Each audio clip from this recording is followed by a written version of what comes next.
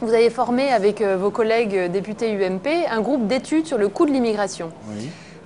Comme contribuable associé, vous avez conclu à un coût global de l'immigration de 30 milliards d'euros par an. Oui. Est-ce que vous êtes convaincu avec vos collègues de la nécessité de diminuer ces dépenses et si oui, comment? Mais bien sûr, il faut diminuer les dépenses, car en période, je dirais, de stabilisation, la France est le pays le plus généreux d'Europe dans ce domaine, probablement du monde d'ailleurs, contrairement à ce que j'entends passer par là. La France est le contraire d'un pays répressif, c'est un pays d'accueil, c'est un pays où l'immigration est d'ailleurs mal calculée.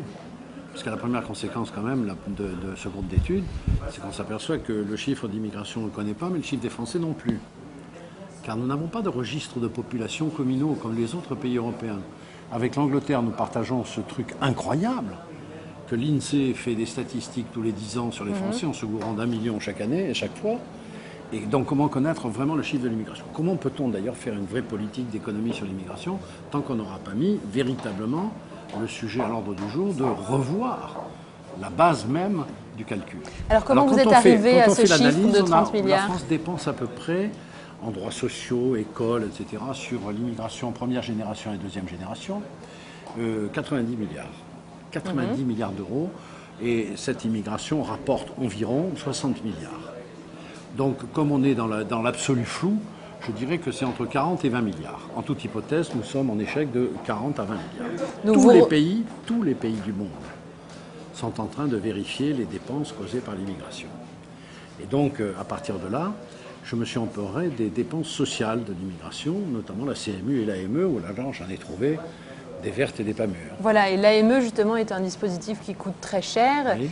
L'AME, il faut dire à nos auditeurs que l'AME, c'est l'aide médicale d'État, c'est-à-dire les seuls habitants de la France qui sont remboursés à 100% de tous les dispositifs médicaux, c'est-à-dire hôpitaux, médecins libéraux, cuches thermales, grossesse, sans avoir à verser sans un avoir euro, un rond, sont les immigrés clandestins.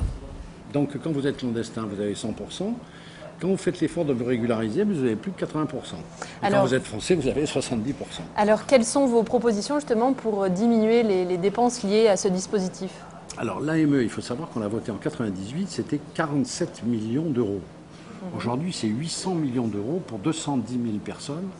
Et vraisemblablement, dans les années qui viennent, comme c'est une population sous-médicalisée, on va doubler ce chiffre. 1,6 milliard. Je crois qu'il faut être beaucoup plus simple. Il faut dire, écoutez, l'AME, ça a été fait pour empêcher des épidémies, empêcher que des gens soient susceptibles dans la nation où ils viennent de manière illégale, communiquent des maladies, soient mal, qui meurent dans la rue, etc. La France est un pays qui ne laisse pas mourir dans la rue. Donc je dis tout simplement, on garde l'AME, d'accord, mais on regarde l'AME sur un certain nombre de cas précis qui sont les cas européens. Tous les pays d'Europe font ça. Alors, le ministre de l'Immigration, lui, s'est dit opposé à la réforme de l'AME. Comment vous comptez l'influencer concrètement? Qu'est-ce que vous allez faire? Je l'ai déjà influencé. Là, je sors de la commission des lois où on s'est mis d'accord sur un principe. On ne mettra pas l'AME qui est un problème financier. Parce que si on le met sur le sujet juridique, ça va être épouvantable. Ça va finir par quelles sont les fautes de l'AME. On part pour un rapport, on en a pour 2 ans. Donc le ministre de l'Immigration, on s'est entendu avec lui, je vais porter la bataille sur la loi de finances. Parce qu'on va discuter des niches fiscales. Et ça sera le moment opportun de dire, moi, les niches fiscales, bon, admettons, encore qu'il faudra le choisir, mais il y a aussi des niches sociales. Il n'y a pas de raison que ceux qui sont en situation irrégulière aient un avantage léonin, ou alors que tous les Français soient à l'AME.